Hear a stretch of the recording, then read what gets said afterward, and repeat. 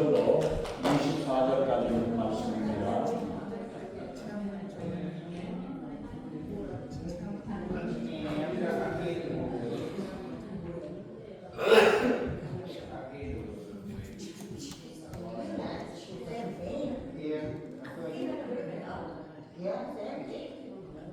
네, 자, 우리 하나님 말씀 빌립보서 1장 15절로 24절까지 있는 말씀. 나머지 인사는 이따 친교 시간에 끝나고 하시고, 자, 우리 이 시간 하나님 말씀 빌립보서 1장 15절로 24절 말씀 봉독합니다. 어떤 이들은 투기와 분경으로, 어떤 이들은 착한 뜻으로 그리스도를 전파하니, 이들은 내가 복음을 변증하기 위하여 세우심을 받은 줄로 알고 사랑으로 하나, 그들은 나의 매움에 매임의 괴로움을 더하게 할 줄로 생각하여 순수하지 못하게 다툼으로 그리스도를 전파하느니라. 그러면 무엇이냐? 거칠애로 하나 참으로 하나 무슨 강도로 하든지 전파되는 것은 그리스도니, 이로써 나는 기뻐하고 또한 기뻐하리라. 이것이 너희의 간구와 예수 그리스도의 성령의 도우심으로 나를 구원에 이르게 할 줄을 아는 거로, 나의 간절한 기대와 소망을 따라 아무 일에든지 부끄러워하지 아니하고 지금도 전과 같이 온전히 담대하여 살든지 죽든지 내 몸에서 그리스도가 존귀하게 되려 하니, 이는 내게 사는 것이 그리스도니 죽는 것도 유익함이라. 그러나 나를 육신으로 사는 이것이 내 일의 열매짓기에 무엇을 택해야 할 건지 나는 알지 못하노라. 내가 그 둘 사이에 끼었으니 차라리 세상을 떠나서 그리스도와 함께 있는 것이 훨씬 더 좋은 일이라. 그렇게 하고 싶으나 내가 육신으로 있는 것이 너희를 위하여 더 유익하리라. 아멘.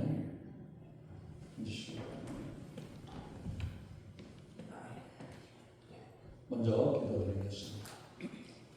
전능하신 하나님, 주님의 귀하신 은혜와 사랑을 감사합니다.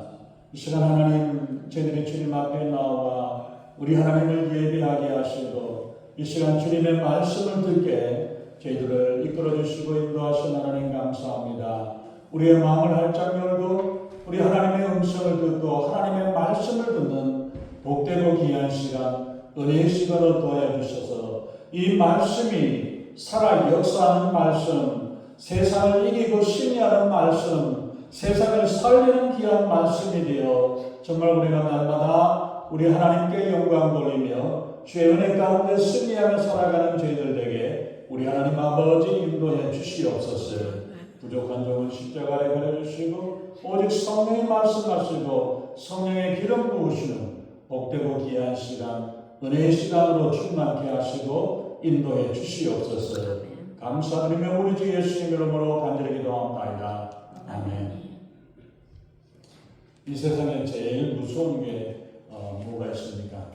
우리 옛날 어렸을 때 호랑이가 제일 무섭다고 그랬는데, 호랑이보다 더 무서운 게 꽃감이라는 이야기를 옛날 어렸을 때 이야기 들었죠. 어린아이가 호랑이 온다고 무섭다고 일본 순사가 온다 그래도 안 그치고, 호랑이 온다 그래도 안 그치지만 꽃감 죽게 그러니까 딱 그쳤다고. 그래서 호랑이보다 더 무섭다고 이야기를 합니다. 골목에서 꼬마 아이들이 수너 명이 같이 앉아가지고 모여가지고 자기 아빠를 자랑합니다.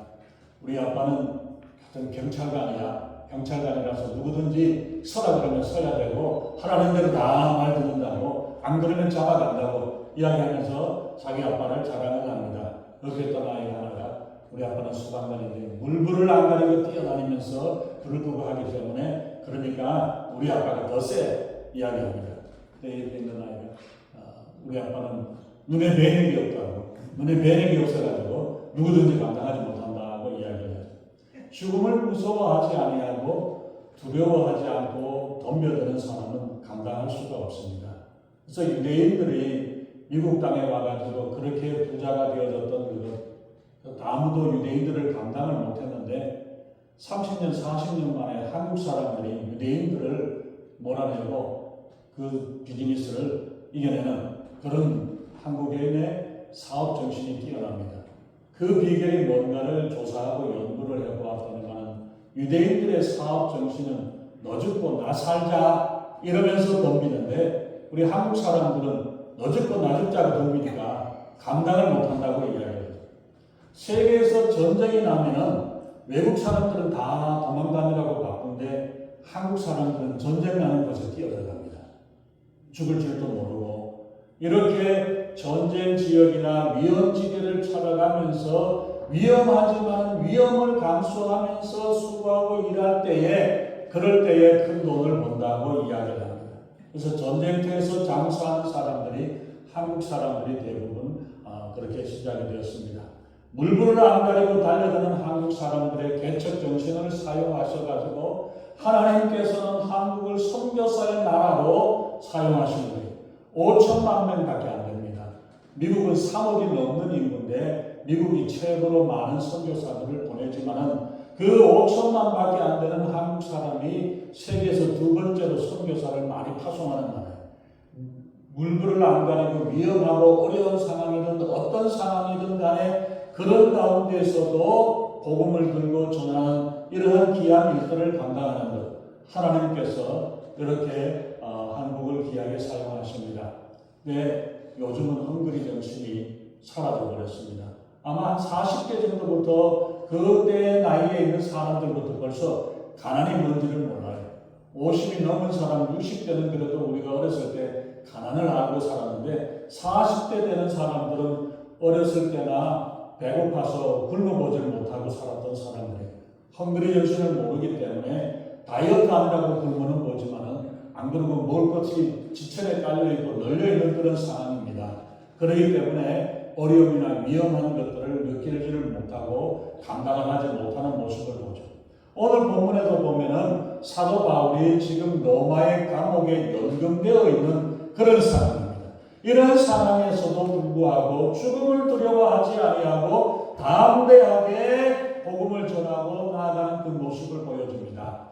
빌립보서의 내용을 우리가 읽어보면 4장밖에 되지 않습니다. 한 번에 읽어도 30분 안 걸리고 20분이면 다 읽을 수 있는 그런데 이 빌립보서 내용을 읽어보면 거기에 한 번도 우리가 보면 감옥에 갇혀있는 사람, 연금이 돼가고 어려움 가운데 있는 사람이다. 이런 분위기가 전혀 느껴지지 아니하고 오히려 18절에 있는 말씀을 보면 기뻐하고 또 기뻐한다라고 말씀하면서 마치 축제를 행하고 있는 그러한 모습과 그런 환경이나 그런 것들을 배경을 하고 있는 모습을 봅니다. 기쁘고 즐거운 잔치의 분위기고 기뻐하고 기뻐할 것이라고 계속적으로 기쁨을 나누고 있고 사도 바울이 감옥에 갇혀 있는데 바깥에 있는 사람들을 위로하면서 기뻐하고 사세요. 기뻐하라고 이야기하고 있는 이 모습이 빌립보서에 나와 있는 모습입니다. 이처럼 바울이 감옥에 갇혀 있으면서 생사를 모르는 갈림길에서도 기뻐하는 바울이 이 바울에게 바울이 원하는 간절한 기대와 소망이 있다라고 고백을 합니다. 바울에게는 지금 현재의 상황이나 감옥보다도 더 간절한 소망, 열망이 있기에 지금 현재의 고난이나 핍박이나 어려움이 문제가 되지 않는 것을 보여주고 있습니다. 그러나 우리에게도 꿈이 있었지만 때론 고통스러우면서도 후회가 되기도 하고 포기하고 싶어지는 것이 인간의 마음입니다. 그러나 바울에게는 죽음의 위협 앞에서도 두려워하지 아니하고 꺾이지 아니하고 포기하지 아니하는 간절한 소망이 있습니다. 소원이라는 것은 때로는 생명을 걸고 해야 되는 위험한 일이기도 합니다. 어떤 엄마가 어렸을 때부터 피아노를 배우고 피아노를 치면서 피아니스트가 되는 게 소원이었는데 이 꿈을 어떻게 이루지 못했습니다. 결혼하고 딸이 있는데 이 딸에게 피아노 치라고 가르치고 레슨을 시키고 뭐하고 다 해가지고 주일예하고 음대까지 가서 박사학위까지 받았어요. 그런데 이 딸이 졸업을 하고 와가지고 졸업장을 엄마한테 갖다 주면서 나 할 거 다 했으니까 이제 더 이상 피아노 치지 말라고. 피아노 치라는 소리 하지 말라고. 그 꿈이 자기의 꿈이 아니라 엄마의 꿈이었기 때문에 하라고 계속 소성화를 되었기 때문에 어쩔 수 없어서 엄마의 소마 때문에 했던 것이지 자기의 마음의 소망이 아니었기 때문에. 바울의 소망, 바울의 소원이 무엇입니까? 바울에게도 꿈이 있습니다. 감옥에서 풀려나는 소망, 소원일까요? 여러분들의 꿈은 어떤 꿈을 가지고 있습니까? LA에 있는 베벌리 힐스와 같은 그런 그림 같은 집에서, 그런 저택에서 살아가고 있는 것이 소망입니까? 아니면 맨하탄에서 튼튼한 사업을 하는 이러한 일들이 되어지는 것, 그렇게 해나가는 것이 소망입니까? 20절의 사도 바울의 소망은 아무 일이든지 부끄러워하지 아니하고 오직 전과 같이 하여 이제도 담대하여 살든지 죽든지 내 몸에서 그리스도가 존귀하게 되게 하려 함이라고 고백하고 있습니다. 죽고 사는 문제가 아니라 오직 내 몸에서 그리스도가 존귀하게 되어지는 소망을 가지고 있다고 고백을 합니다. 이 간절한 소망을 가지고 있는데 지금 바울은 로마의 감옥에 연금 상태로 갇혀 있습니다. 그래서 이것이 19절에서 보면 이것이라는 것이 지금 내가 감옥에 갇혀 있고 연금 상태로 갇혀 있는 이러한 상태, 이것이 너희의 간구와 예수 그리스도의 성령의 도우심으로 내 구원에 이르게 할 줄을 안다라고 고백을 하면서 이것이 내 구원이 될 것이라고 이야기합니다. 그러나 그렇다고 해서 바울이 구원을 받지 못했다는 이야기를 하는 게 아니에요. 이 구원이 되리라는 이 말은 욥이 고백을 했었던 그러한 상황, 바울의 상황과 같이 점점 더 어려움과 문제와 여러 가지 위급한 상황을 만나게 되어졌던 것. 바울이 그랬고 욥의 상황을 보면 어느 날 졸지에 갑자기 재난이 닥쳐가지고 짐승이 상하고 뭐가 상하고 가족들까지 자녀들까지 어려움을 당하고 위급한 일들을 당하게 되는 이러한 고난의 연속 가운데 있는 그 상황을 당하게 되었습니다. 그러나 이 고난 가운데에서도 하나님의 뜻을 신뢰하고 고난 가운데에서도 고난 중에서도 결국은 구원받게 될 것이라는 이 확신을 가지고 있었던 것을 보여주고 있습니다.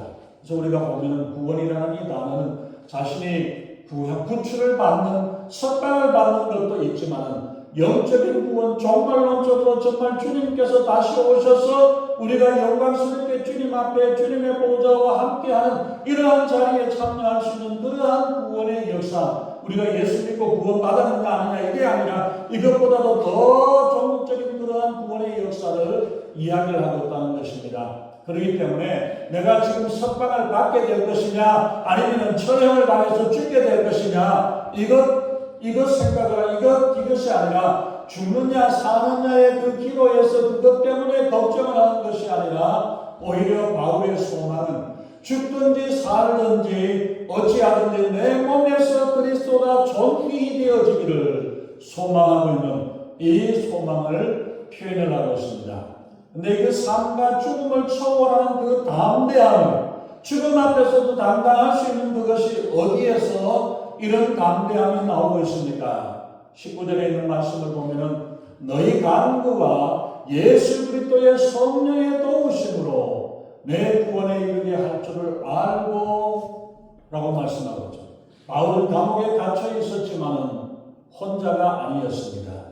거기에 보면은 여러 사람들이 함께 돕는 동역자들이 있었고 에바브로디도가 있었고 그 여러 사람들이 와서 함께하고 누가가 거기에 있었던 모습을 보고 그리고 베드로 교회, 빌립보 교인들과 여러 성도들이 함께 기도하는 이 모습을 우리가 알 수 있죠. 사도행전 12장 6절에서 보면은 베드로가 감옥에 갇혔습니다. 베드로가 감옥에 갇혀 있을 때 거기에 보면은 잠을 자고 있었다. 혼자서 자빠져 잠을 자고 있었다라고 분명히 말씀하고 있습니다. 자빠졌다는 이야기는 아니고 잠을 자라면 누워서 자니까 누웠으니까 잘 거 아니에요.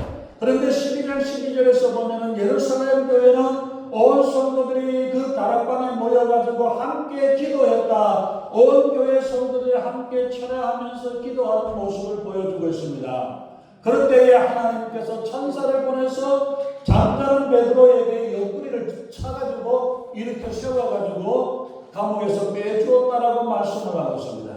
그런데 바울은 빌립보 감옥에서 갇혀 있을 때에 바울과 실라가 그 감옥에 갇혀 있을 때에 함께 둘이서 낮까지 고문을 당하고 어려움을 당하고 매를 맞아서 정신이 없다가 밤중에 한밤중에 일어나가지고 그 감옥에서 찬송하고 기도할 때에 지진이 나서 옥문이 깨어지고 묶여있던 창고가 풀려나는 역사가 일어났습니다. 하나님께서 만일 바울에게 필요하시다면 하나님께서도 분명히 그렇게 열어주시고 하실 거예요.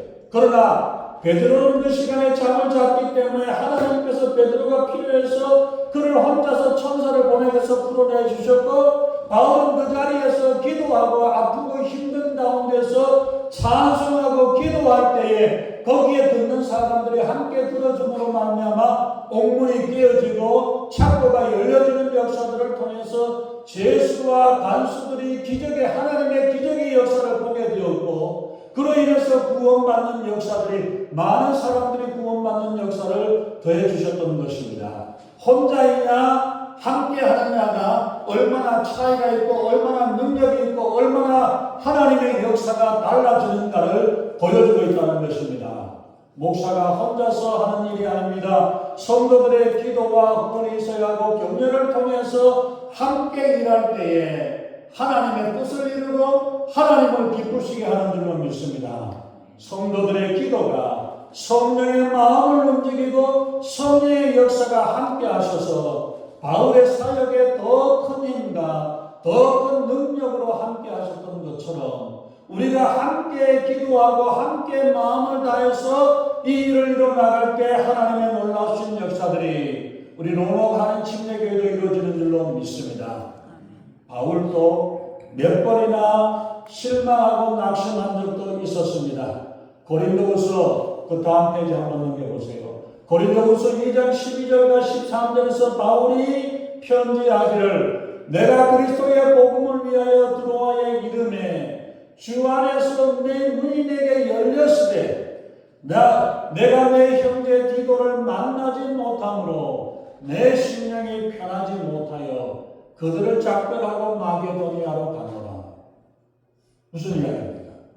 사도 바울이 드로아의 복음을 전하러 갔는데 하나님께서 문을 열어주셨는데도 불구하고 동역자 디도가 와야 되는데 디도가 오지 않으니까 마음이 불편해가지고, 마음이 편하지 못해가지고 거기서 전도를 하지 못하고 다른 데로 떠나갔다는 이야기입니다. 전도할 기회가 있고 전도할 문이 열려 있음에도 불구하고 동역자가 함께하지 못했고 함께해야 될 사람이 있지 못하게 되므로 마음이 불편해가지고 마음이 편하지를 못해가지고 그래가지고 그 사역을 감당하지 못했다는 이야기입니다. 때로는 우리는 바울의 역사가 바울의 개인의 능력으로 되어진 것이 아니라 성도들의 기도와 성령의 도우시는 역사가 있었기에 복음 전도에 귀한 사역들이 이루어졌다는 사실을 우리가 기억해야 합니다. 목사가 혼자서 목회하는 것이 아닙니다. 성도들의 기도가 함께할 때에 이 귀한 사역을 이루고 감당하게 되는 줄로 믿습니다. 20여 년 전에 제가 선지순례를 우리 교인들하고 거기 있던 교인들하고 같이 갔는데, 출애굽 이스라엘 시내산에서 애굽에서 출애굽을 하면서 시내산으로 올라가던 중에 보면은 르비딤 강야에서 아말렉 군대가 뒤에서 공격을 하고 이스라엘을 공격을 하려고 잡으려고 쫓아와서 추격을 합니다. 그때에 모세가 아론과 훌을 데리고 그 언덕에 올라가서 함께 기도하고 여호수아는 이스라엘 백성들과 함께 아말렉을 싸워서 이기는 그 자리가 있었습니다. 그때에 제가 거기에서 모세와 아론이 기도했다는 그 자리에서 저도 거기에서 하나님께 기도했습니다. 나의 사역과 목회에도 아론과 훌과 같은 믿음의 사람들이 더하게 하시고 하나님의 말씀에 따라 순종하는 순종의 사람들을 붙여주시고 기도하는 기도의 사람들을 만들어주셔서 함께해서 하나님의 기도하며 믿음으로 이겨나가는 믿음의 용사들을 붙여달라고 기도했습니다. 아론과 훌과 같이 기도하며 힘들고 어려울 때에 그 손을 잡아서 하나님의 역사를 이루어가는 믿음의 동력자요, 함께 주님의 사역을 감당할 수 있는 믿음의 용사를 보내주실 줄로 믿습니다. 이 로마하는 침례의 성령의 도우심이 함께하는 교회요, 그 사역을 통해 하나님의 사명을 하나님의 성령의 역사와 은혜로 사명을 감당하는 교회가 되기를 소망합니다. 우리 19절에서 보면은 내 구원에 이르게 할 줄을 아는 거로 라고 말씀을 하겠죠. 바울은 삶과 죽음 앞에서 전적으로 하나님께 맡기는 모습을 봅니다. 살기 위해서 발버둥 치지도 아니했고, 그렇다고 해서 삶을 포기하고 인생을 포기하지 않고 자기의 소원과 소망을 포기하지 아니하며 모든 일을 하나님께 맡기고 사는 담대한 모습을 보여주고 있습니다. 살고 죽는 하루하루의 삶을 하나님께 의지하며 오직 예수 그리스도가 존귀되기를 소망하는 아름다운 모습을 보여주게 됩니다. 그래서 24절에서 보면 이 고난과 핍박의 삶의 순간에서도 자기를 생각하고 자기 자신을 생각하기보다는 복음을 전하여서 구원 얻을 영혼들을 위해 그 구원 얻는 영혼들 또 그리고 말씀에 따라 든든히 세워져 갈 교회들을 생각하면서 자기의 마음을 비우며 살든지 죽든지 주님의 뜻대로 해달라고 기도하며 감당하고 있는 모습을 봅니다. 그렇기 때문에 살든지 죽든지 어떤 상황에서도 나 자신을 위한 선택이 아니라 내가 원하는 것이 내가 바라는 것이 무언가 이것이 되어지는 것이 아니라 예수 그리스도의 영광을 위하여서 고통당하는 자들의 이웃이 되기를 바라는 소원하는 그 모습을 보여주죠.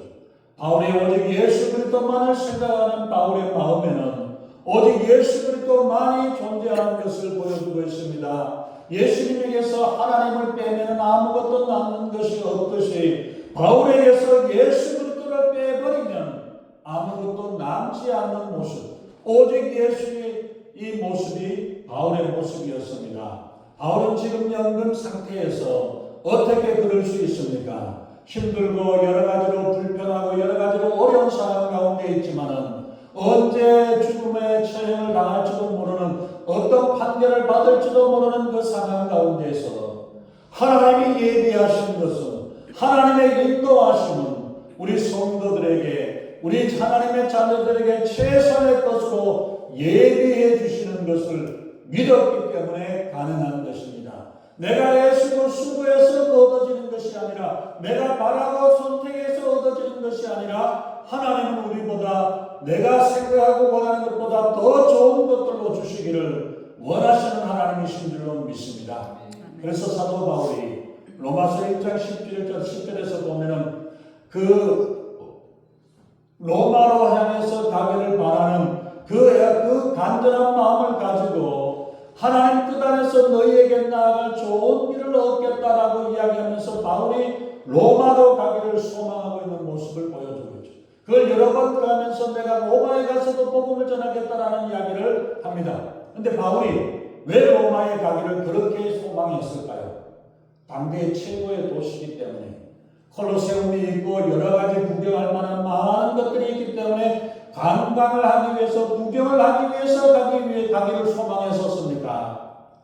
지금 있는 그리스에서 이탈리 로마는 바로 육지와 연결이 되어져서 마음만 먹으면 한 일주일 안에 갈 수 있는 그 길입니다. 그럼에도 불구하고 하나님께서 인도해 주시기를 바라면서 지금은 반대편 예루살렘을 향해서 나아가야 되는 이 모습을 보면서 하나님께서 때를 따라서 하나님의 인도하신 가운데 나아가겠다라고 이야기합니다. 그런데 예루살렘에 갔을 때에 극심한 반대와 핍박으로 인해서 잡혀가지고 2년 동안의 감옥에 갇혀 있다가 그리고 죽을 고비를 몇 번을 넘겨가면서 풍랑 가운데 겨우 로마에 도착을 했는데 묶여진 모습으로 제수의 몸으로 로마에 도착했던 모습을 봅니다. 그러나 이 감옥에 갇혀있고 제수의 몸이라 할지라도 하나님께서 예비하시고 인도하셨기에 하나님이 역사하셔서 그들에게 로마에 있는 시위대들에게 그리고 그곳에 있는 고관 대작들에게까지 복음을 증거하시는 그 길이 열려져서 내가 묶여있든지 내가 감옥에 갇혀있는 게 문제가 아니라 어떻게 해서든지 복음이 증거되는 일들을 위해서 나아가는 모습을 봅니다. 이것이 힘든 일이든지 어려운 일이든지 죽음의 길인 것 같을지라도 하나님께서 예비하신 그 길이 축복의 길이요 생명의 길임을 믿었던 것입니다. 하나님께 맡기며 나아갈 때에 내 생각과 내 뜻이 아닌 하나님의 뜻대로 하나님의 계획대로 이루어주시는 줄로 믿습니다. 좋으신 하나님께서는 우리에게도 최고의 것으로 가장 좋은 것으로 예비해 주시고 인도해 주시는 줄로 믿습니다. 살든지 죽든지 내 몸에서 그리스도가 존귀히 되기를 소망하는 이 일이 어떻게 이루어질 수 있겠습니까? 이 뒷부분을 우리가 보면 나간 것을 볼 수 있습니다. 오늘 우리가 본문에 있는 말씀을 보면서 아무 일이든지 부끄러워하지 아니하고 부끄러움을 당하지 아니하고 살아가는 그 모습을 생각을 하게 됩니다. 감옥에 죄수의 몸으로 사형당해 죽게 될지도 모르는 그 상황 가운데서 바울은 비굴하거나 부끄럽지 아니하고 그렇게 당당했던 것처럼 우리 성도님들도 하나님의 택한 백성이요 거룩한 성도로서 이 땅에 평화의 사도로 우리를 보내주셨던 하나님의 인도하심에 따라 부끄럽지 않는 모습으로 당당하게 살아갈 수 있기를 바랍니다. 그리고 죽음 앞에서나 어떤 일 앞에서나 아무 일이든지 부끄럽지 아니하고 당당하게 믿음으로 나아갈 수 있는 믿음으로 감당할 수 있는 우리 귀한 일꾼들 되시기를 바랍니다. 언제 어디서든지 우리의 모습을 보고 부끄럽지 않는 성도가 되시기를 예수님의 이름으로 축원합니다. 사람 앞에서든지 하나님 앞에서든지 부끄럽지 않는 성도가 되시기를 주님의 이름으로 축원합니다. 아멘. 사람 앞에서도 우리가 부끄럽지 않으려면 우리는 당당하게 우리가 할 수 있도록 살아야 할 것입니다.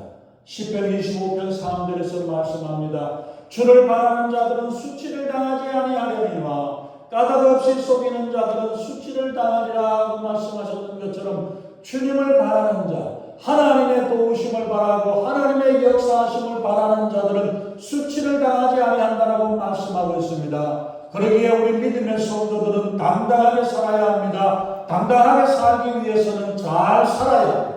잘 사는 삶이라는 것은 잘 먹고 잘 살고 배부르게 사는 것, 좋은 집에 살고 좋은 옷을 입고 호화로운 생활하는 것이 잘 사는 것을 말하는 것은 아닙니다. 잘 사는 사람의 삶은 그리스도를 위한 삶이요 그리스도와 함께하는 삶인 줄로 믿습니다. 예수 그리스도를 닮아가는 삶이요 예수 그리스도를 기쁘게 하는 삶인 줄로 믿습니다.